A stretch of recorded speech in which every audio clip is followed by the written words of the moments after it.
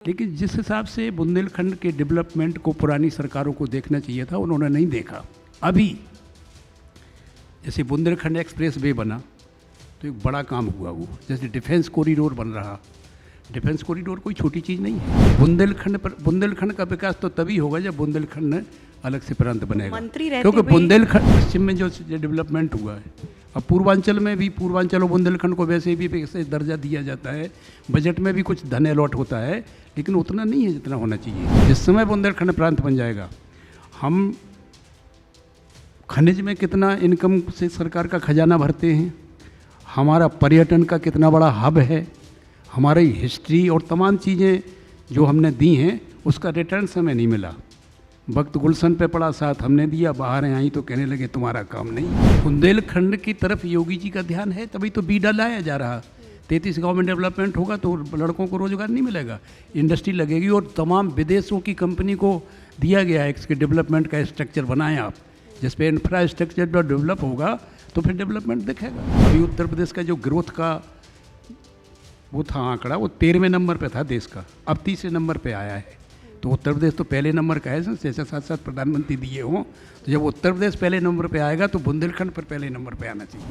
Higher authority थी, मतलब मुलायम सिंह यादव, उन्होंने तो बहुत पसंद किया हमने, पर कुछ लोगों को हम पसंद नहीं थे।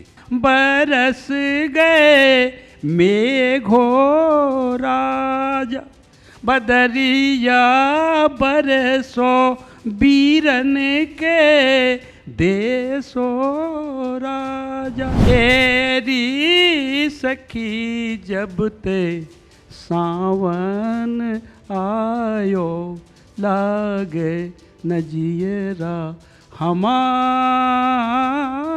रे। अखिलेश यादव को तो परसी पर सही थाली मिल गई, वो उसे रखा नहीं पाए। मुलायम सिंह तो 15 साल की उम्र में जेल चले गए थे, उनके साथ हम सब। अक्सर हम बड़े बड़े नेताओं को देखते हैं, मंत्रियों को देखते हैं, लेकिन उनके वहाँ तक पहुँचने की जो कहानी होती है, जो दास्तान होती है, वो बहुत लंबी होती है। ये सफ़र बहुत लंबा होता है। हमारे बीच एक ऐसी शख्सियत है जो इसी माटी से निकलकर, इसी बुंदेलखंड की धूल को उन्होंने बहुत करीब से जाना है, पहचाना है। बुंदेलखंड की झांसी की गलियों से निकलकर वो राजनीति तक पहुँचे और आज मिट्टी की आवाज़ बनकर लोगों की आवाज़ उठा रहे हैं। जोरदार तालियों के साथ स्वागत कीजिए मंत्री हरगोविंद कुशवाहा जी का, और बातचीत करने के लिए हमारे साथ में हमारी सहयोगी सुषमा पांडे जी का। तो जैसा कि हमारी सहयोगी शिवानी ने बताया, इनका तारुफ करवाया कि किस तरह से झांसी की माटी से बुंदेलखंड की बुलंद आवाज़ बने हैं, अभी राज्य सरकार में मंत्री हैं। तो आज इनसे सरकार ने क्या कुछ किया बुंदेलखंड के बुलंद विकास के लिए, उस बुलंद इमारत को बनाने के लिए, उन तमाम चीज़ों पर चर्चा होगी। और साथ ही साथ जो राजनीतिक परिदृश्य बदला है, क्योंकि मैंने आपके बारे में जितना पढ़ा जाना कि आपने कहा था कि चौधरी चरण सिंह से प्रेरित होकर के आप सियासत में आते हैं, राजनीति में आते हैं, तो आपने बहुत सारे बदलाव देखे हैं सियासी, और कई सारी पार्टियों में भी आप रहे हैं, समाजवादी पार्टी, बसपा, उसके बाद बीजेपी, तो बहुत सारे बदलाव से गुजरे हैं। तो इन बदलावों के बीच में सबसे पहला सवाल मौजूदा सियासत को लेकर आपसे पूछूंगी कि आज की स्थिति में आप राजनीति को कैसे देखते हैं? पहले की राजनीति में और आज की राजनीति में काफ़ी कन्वोकेशन गैप हुआ, बहुत अंतर आया है। पहले जब हम पढ़ते थे, ग्रेजुएशन करते थे आगरा विश्वविद्यालय में, तो आपको एक एग्जाम्पल दें, पहले की राजनीति कैसी थी और आपकी राजनीति कैसी है। तो उन दिनों बड़ा शौक था जाने आने का, विधानसभा में, लोकसभा में देखने के लिए जाया करते थे।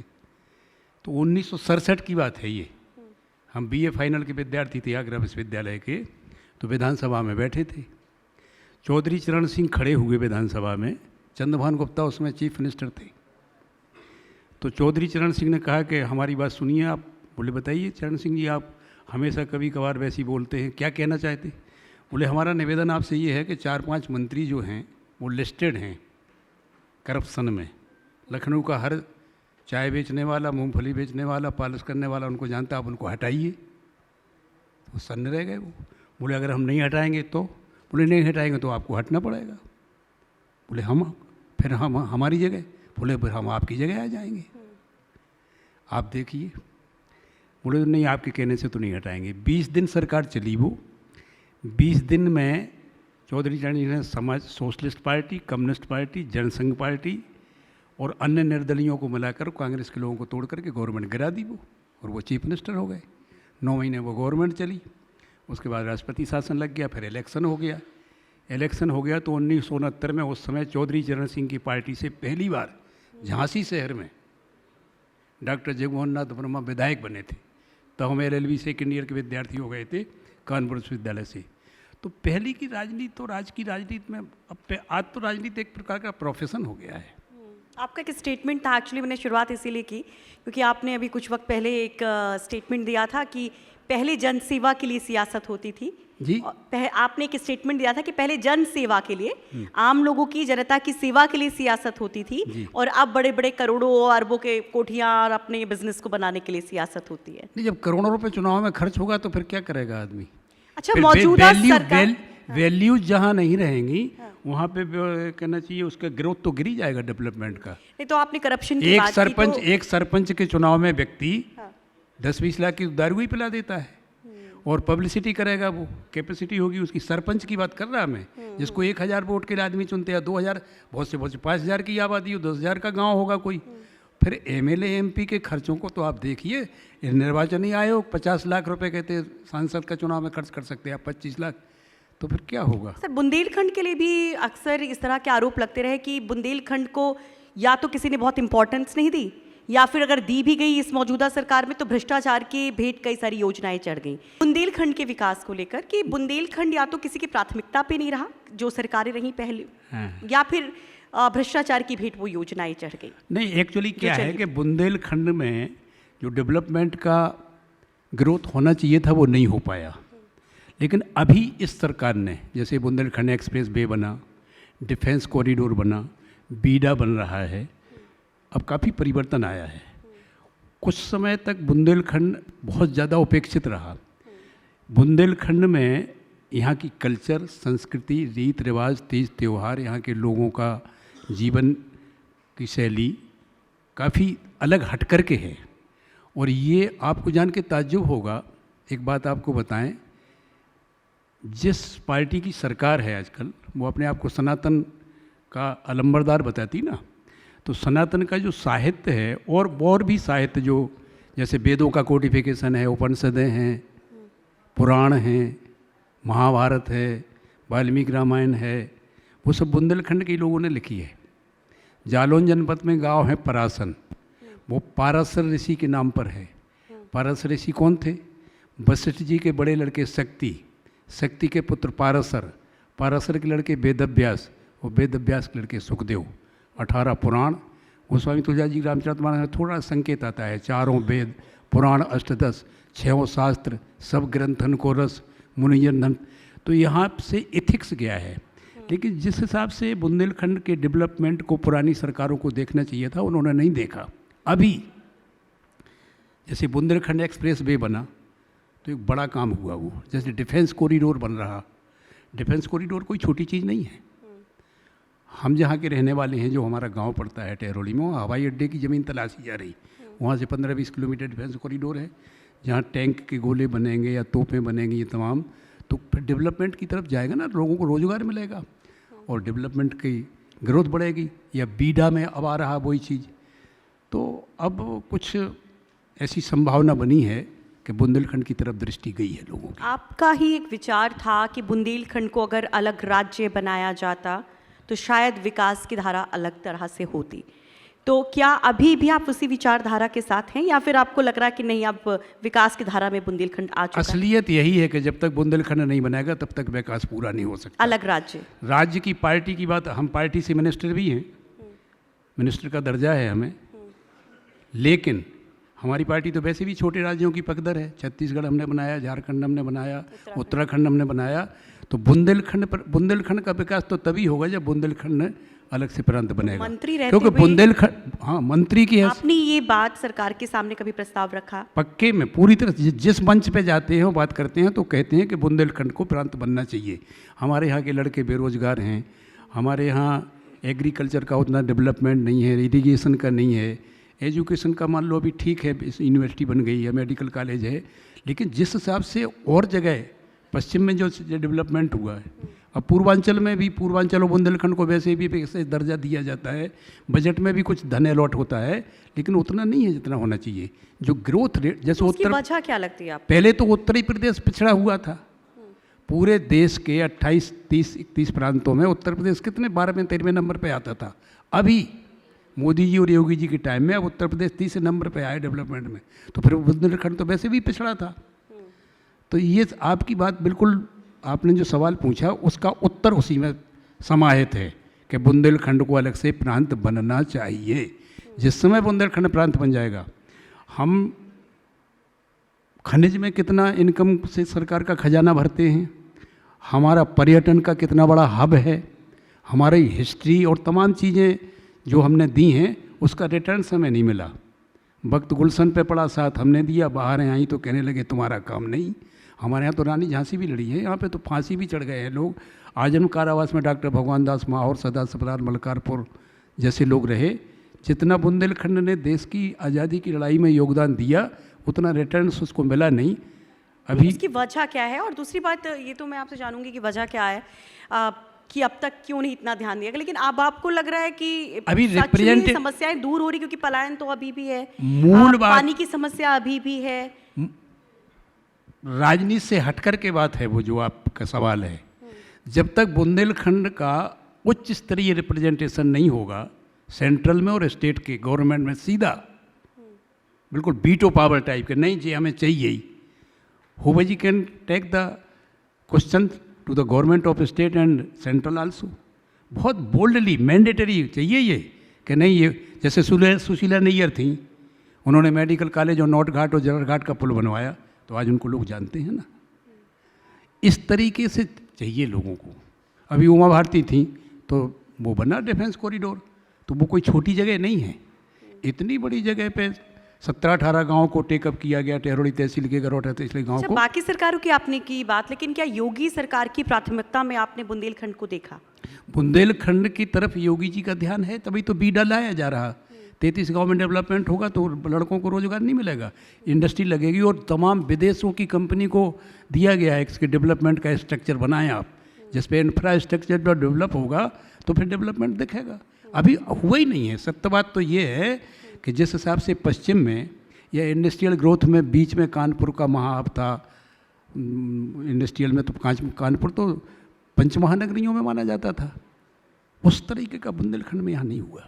अब योगी सरकार के कामों की बात हो रही तो एक योजना बहुत चर्चा में, जिसका सरकारी मंच से हर बार जिक्र होता है, वन डिस्ट्रिक्ट वन प्रोडक्ट। तो क्या इस योजना का फायदा बुंदेलखंड को मिला है? अभी नहीं मिला, मिलने जा रहा, लेकिन अच्छा, अभी स्टार्टिंग हुई है उसकी, अभी अंजाम तक पहुँचे तब है, अभी आगाज हुआ है। आगाज तो अच्छा है, अंजाम खुदा जाने क्या होता है आगे। अच्छा, और वो केन बेतवा लिंक परियोजना, लोग उसके लिए भी बड़ा बेसब्री से इंतजार कर रहे हैं कि भाई प्यास क्या केन बेतवा नदी को केन बेतवा लिंक की परियोजना प्रगति पे जा रही है, और जिसमें केन बेतवा लिंक की परियोजना सफलीभूत होगी तो फिर पूरा ललितपुर, झांसी, दतिया, टीकमगढ़, छतरपुर, ये जिले, यूपी को ज़्यादा फायदा होगा इससे ना, यूपी के बुंदेलखंड के यूपी का ज़मीन ज़्यादा आती है, यूपी का भी पानी है उसमें। केन चूँकि यूपी से, जहाँ से केन और धसान दोनों निकलती हैं, वो मध्य प्रदेश के उधर से निकलती हैं, रायसेन से, तो यूपी को फ़ायदा उस हिसाब से, मान लो उसके जनपद जरूर कम है लेकिन क्षेत्रफल ज़्यादा होगा, और उससे एग्रीकल्चर की बहुत ग्रोथ बढ़ जाएगी और डेवलपमेंट के रिसोर्स बढ़ेंगे। अभी 2 बड़े बांध बन रहे हैं, रनगांव पे बांध बन रहा है केन के ऊपर, फिर यहाँ ललितपुर तक जाएगा। पानी और पलायन, यही 2 सबसे बड़ी पीड़ा है बुंदेलखंड। बुंदेलखंड की जो धरती है, खासतौर से एग्रीकल्चर की पास, वो बहुत प्रोडक्टिव है अगर उसे पानी मिल जाए तो। अभी हम जहाँ गए, हम रहने वाले हैं, एक योजना हम लाए थे अपने यहाँ तहसील में 40 करोड़ रुपए की, अभी काम चल रहा है उसका। ICRISAT संस्था है एक, उष्णकटिबंधीय क्षेत्र को डेवलप करने की, तेलंगाना में उसका दफ्तर है, उसको हम ले आए उस योजना को। जिन कुओं में पिछले 15 साल से एक बूंद पानी नहीं था, वो 25-25 फीट भरे हैं, एक बार हाथ से पानी भर लो। जब तक पानी नहीं होगा, सड़कें नहीं होंगी, कन्वोकेशन गैप नहीं होगा, तब तक development, how it can possible to survive the convocation on the spot also. पूरी तरह से दिखना चाहिए कि हाँ हो रहा है। अभी तो उत्तरी प्रदेश नहीं दिख रहा था, अभी उत्तर प्रदेश का जो ग्रोथ का वो था आंकड़ा, वो 13वें नंबर पे था देश का, अब 3रे नंबर पे आया है। तो उत्तर प्रदेश तो पहले नंबर का है, जैसे साथ साथ प्रधानमंत्री दिए हों, तो जब उत्तर प्रदेश पहले नंबर पे आएगा तो बुंदेलखंड पर पहले नंबर पे आना चाहिए। अच्छा, बुंदेलखंड की एक और बहुत बढ़िया बात जो आपने भी जिक्र किया और लगातार हम यहाँ पर जिक्र कर रहे हैं कि इसकी समृद्ध सांस्कृतिक विरासत, इसकी लोक कला, उसके लोकगीत, लोक नृत्य, और बहुत सारे यहाँ स्टूडेंट्स थे उन्होंने भी इसका जिक्र किया। तो इसको सहेजने के लिए या इसको और समृद्ध बनाने के लिए, इसके प्रचार प्रसार के लिए क्या कुछ आपकी तरफ से किया जा रहा है? अभी कुछ नहीं हो पाया है, बुंदेलखंड को अभी मंच ही नहीं मिल पाया। आपको आप तो मंत्री हैं और अभी नहीं, मंत्री तो हमें तो मंत्री पद का दर्जा है। जिस संस्था के हम मंत्री हैं उसका डेवलपमेंट हम कर रहे हैं। अभी हमने 26 जनवरी को गवर्नर के यहाँ बुद्ध के ऊपर जो हम बुद्ध के अंतर्राष्ट्रीय बौद्ध शोध संस्थान का अध्यक्ष हूँ मैं, तो अभी दुनिया में जो बौद्ध के ऊपर काम कर रहे हैं उसमें 3 लोगों को सम्मानित किया हमने। एक तो इंटरनेशनल बौद्धिस्ट सोसाइटी के जो अध्यक्ष हैं जो दिल्ली में वाबस्ता हैं उनको, और एक नालंदा विश्वविद्यालय के वाइस चांसलर डॉक्टर सिद्धार्थ, बहुत बड़े विद्वान हैं, उनको गवर्नर के यहाँ परसों ही हमारे हाथों ही से उनको चेक दिया गया, हमने और गवर्नर ने दिया। अभी क्या है कि जो बुंदेलखंड की जैसे संस्कृति है, यहाँ की कल्चर है, पहले यहाँ झांसी महोत्सव होता था 1990 से लेकर 2014 तक हुआ। गांव-गांव के कलाकारों को मंच मिलता था। जितनी विधाएं हैं यहाँ पे, गान, नृत्य है, गायन है, वादन है, कल्चर है, लेखन है, सब, तो उसमें एक सोवनियार भी छपती थी और मंच भी मिलता था लोगों को। वो सारी चीज़ खत्म हो गई, उसकी तरफ दृष्टि तो नहीं है। कौन, मतलब तो हम लोग उसको उठाते रहते हैं। और वो एक्चुअली क्या है कि जब तक बुंदेलखंड की आवाज़ अभी बुलंद है नहीं, मैं आपको बता दूं, बड़ी टू बी वेरी फ्रेंकली, यहाँ पे अच्छे कद्दावर मिनिस्टर होना चाहिए, सेंट्रल में भी और स्टेट में भी, तो वे वहाँ बात रख सकते हैं लड़ करके। उमा भारती, तो एक परिवार, उमा भारती से चेहरे भी थे जो बहुत वोकल भी मानी जाती हैं। उन्होंने किया अपने हिसाब से, जल हर घर जल योजना और डिफेंस कॉरिडोर उन्हीं की देन है, उमा भारती की। अब वो हट गई, तो अब वो चीज़ नहीं है। अभी हमारे अनुराग शर्मा जी ने मान लो करते हैं, अभी उन्होंने बड़ा बल्क मेडिकल का एक हब बनवाया ललितपुर में, कम से कम 600-700 हेक्टेयर में बन रहा वो। जब वो आएगा तो उससे डेवलपमेंट देखेंगे। आपके व्यक्तिगत तौर पर, आपके स्तर पर क्या कोशिशें की जा रही हैं इस बुंदेलखंडी लोकगीत को बचाने के लिए? बुंदेलखंड को तो पर्यटन का हब बनाना चाहिए।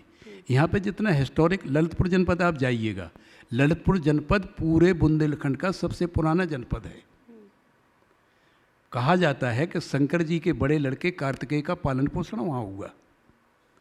ललितपुर जनपद के हर गांव में आपको मूर्तियाँ मिल जाएंगी। ललितपुर जनपद कोई छोटा मोटा, झांसी का तो उम्र 400 साल की है। ये तो 1613 में किला बना, तब तो बलवंत नगर था, फिर डेवलपमेंट होते होते वो कमिश्नरी बना। तो यहाँ के पर्यटन को, संस्कृति को, कल्चर को, रीति रिवाज को, तीज त्यौहार को, संस्कृति को अभी ऊपर नहीं लाया गया।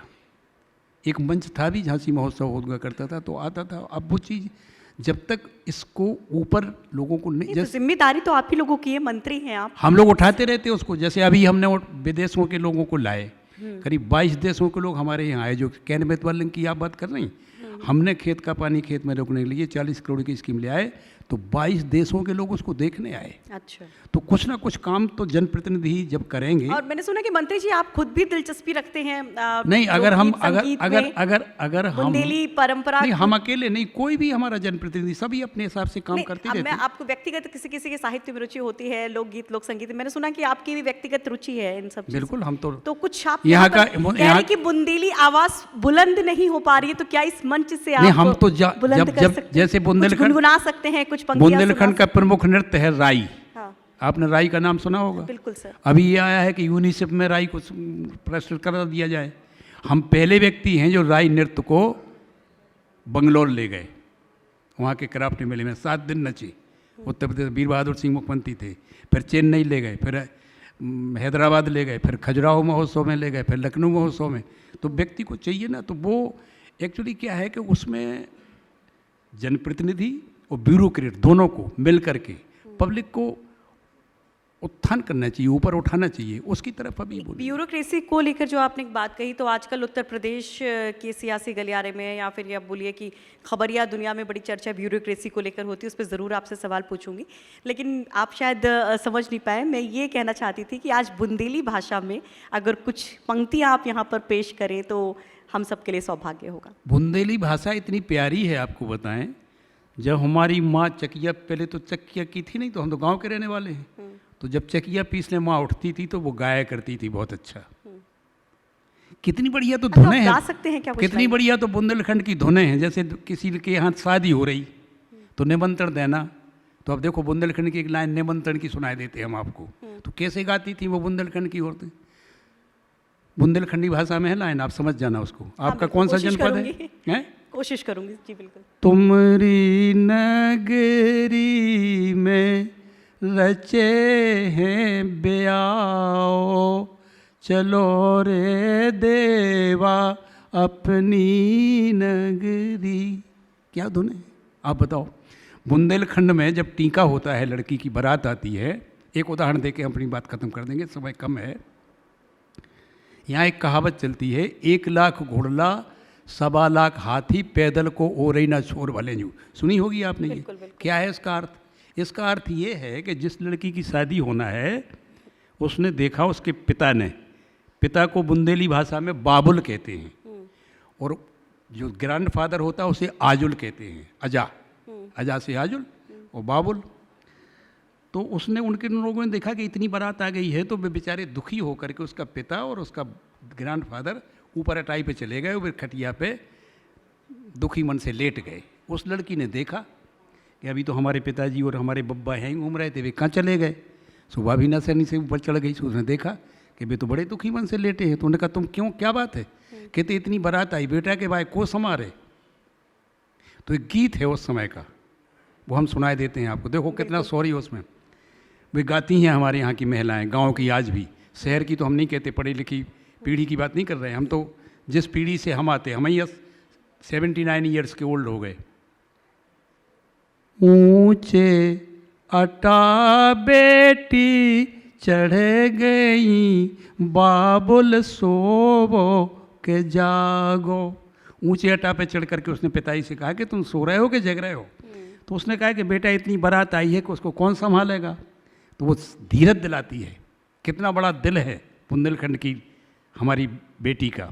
जागो आजुल जिन सोचियो, ईश्वर पार लगई है। तुम चिंता नहीं करो, भगवान सब ठीक करेगा, आओ नीचे उतर के। तो नीचे उतर के आके फिर टीका की तैयारी होती है। तो यहाँ जो टीका होता है, तो माताएं कलश रख करके बारात का स्वागत करती हैं। तो जो टीका का गीत की लाइन है, वो बड़ी विचित्र लाइन है। देखो पूर्वजों ने कब बनाई होगी, करोड़ों वर्ष पहले वो गाती हैं टीका पे कलश रख करके बुंदेलखंड की महिलाएं कि बुंदेलखंड क्या है। तो उसकी लाइन है, कोट नवे पर वत नवे, सर नवे ना नवाए। करोड़ों पर्वत एक साथ झुक सकते हैं, पर बुंदेलखंड वालों का माथा नहीं झुक सकता। ये टीका का गीत है ये। कोट नभे, पर्वत नभे, सर नभे न नवाए। कहते कब नभेगा तुम्हारा सर। तो दूसरी लाइन है नीचे की, माथो बाबुल जू को जब नभे, जब साजन आए। सज्जन पुरुष हमारे दरवाजे आ जाएगा तो हमारा माथा झुक जाएगा। तो संस्कृति तो कल्चर तो अलग है ना, वो सब जगह आ नहीं सकती। यहाँ की राखी, यहाँ का दशहरा, यहाँ की दिवाली। आप बताओ, हमारा यहाँ एरच कस्बा है एक बुंदेलखंड में, वहाँ हिरण्यकश्यप पैदा हुआ, उनका लड़का प्रहलाद हुआ।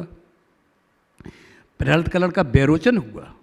कौन सी संस्कृति रही होगी वो सीधे, उसका बाप जो है भगवान विष्णु से जलता था तो बुराई करता था। उसने उसको सांपों से कटवाया, नदी में पिकवाया, तमाम बाद में अपनी बुआ के गोदी में रख के जलवाने की भी कोशिश की, लेकिन वो जला नहीं। तो उसका जो लड़का था प्रहलाद का, हिरण्यकश्यप का लड़का प्रहलाद, प्रहलाद का लड़का बैरोचन। तो अब बताओ, बैरोचन जब मरा तो बैरोचन की पत्नी सती हो रही थी, उस समय सती प्रथा रही होगी। तो किसी ने उसकी पत्नी से कहा कि तुम सती क्यों हो रही हो, तुम्हारे पुत्र के सामने तीनों लोगों का जो मालिक है ब्रह्म है, वो बेकारी बन के आने वाला है। तो वामन बन के आए थे वो, उसको बलि को छलने के लिए। तो अभी दिवाली होती जब मोनिया खेलते हैं तो उसमें दिवाली गाता है एक बरेदी, फिर वो नचते हैं। तो दिवाली में एक दोहा गाया जाता है, हम उसी भाषा में सुनाई दे रहे हैं उसे। तो वो उसकी माँ कह रही है कि अच्छा हुआ कि हम अपने पति के साथ सती नहीं हो गए, अगर हो जाते तो कौन देखता है कि हमारे पुत्र के सामने तीनों लोगों का मालिक भिखारी बन के खड़ा है। दिवाली गाई जाती है, दिवाली की धुन सुनिए आप। भली भई सोना जरी अरे बेरोचन के अब साथ, अच्छा हुआ कि मैं अपने पति के साथ जल के सती नहीं हुई। ये आश्चर्य कौन देखता, मेरे सुत के सामने कहूँ हरि पसारे हाथ। यहाँ की संस्कृति को तो लोगों ने कैश कराया है, पैसे कमाए हैं। चलिए, तो बहुत खूबसूरती से यहाँ की संस्कृति आप बताओ, की झलक एक आपने उदाहरण देके हम अपनी बात खत्म करते हैं। बुंदेलखंड में जब पहली बरसात आती है हाँ। तो कजरी का बड़ा विशेष आप लोग पूछते हैं, पत्रकार लोग और बहुत से फिल्मकार लोग। बुंदेलखंड में जो कजरी गाई जाती है उसको तो आप सुना ही के रह जाओ, जो भी गांव की माँ बहनें गाती हैं बुंदेलखंड की गीत के बरसात का पहला गीत। देखो आप, वो कुछ की मात्राओं में कितने में बांधो, 6 राग हैं उसकी, एक पत्नी की 36 राग नहीं है। वो गा रही हैं हमारी महिलाएं छत पे खड़ी होकर के, क्या कह रही हैं कि जो बादल घिर के आया है पहला, ये हमारे यहाँ तो बरसे सो बरसे, हमारे भाई के खेत में भी बरस जाए।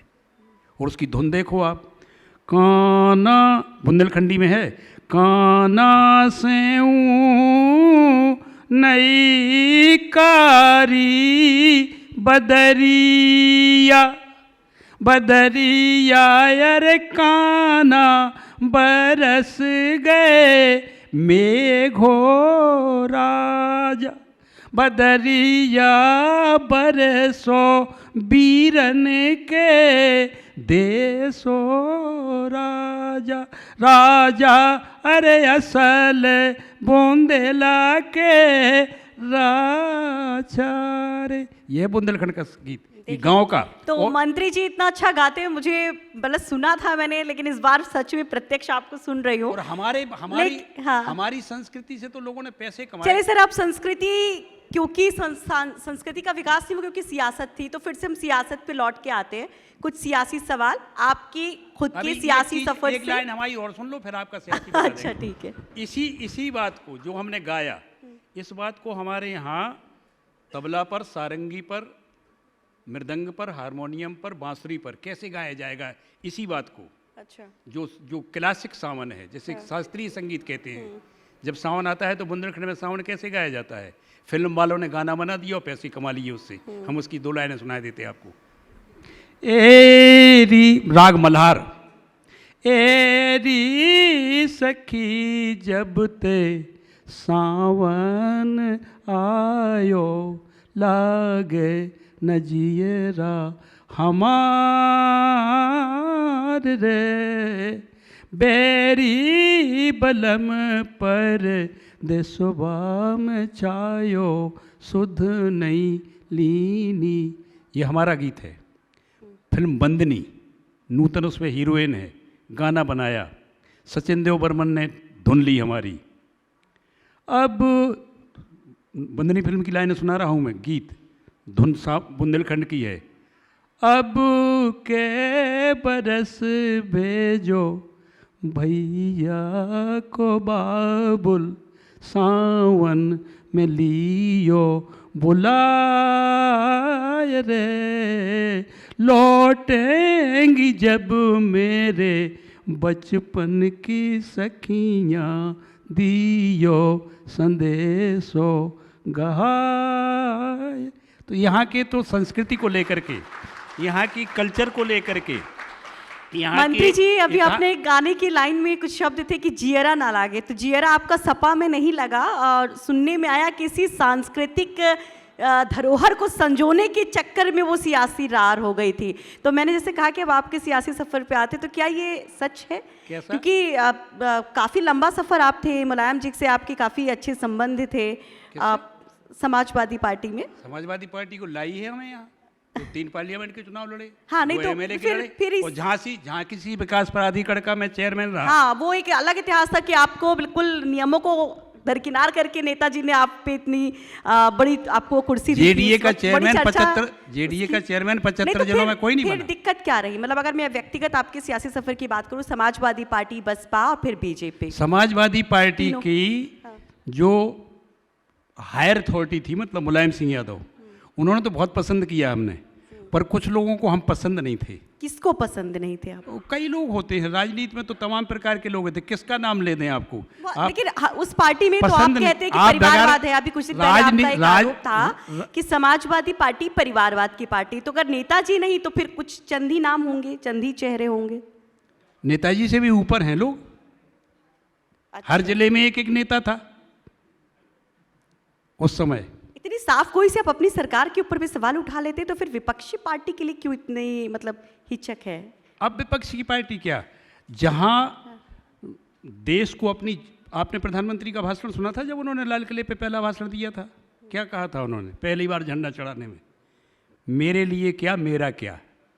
जब पॉलिटिकल व्यक्ति कुर्सी पे बैठ करके ये सोचेगा कि मेरे लिए क्या और मेरा क्या, तो देश तो बंटाढार हो ही जाएगा। प्रदेश तो छोटी चीज़ है।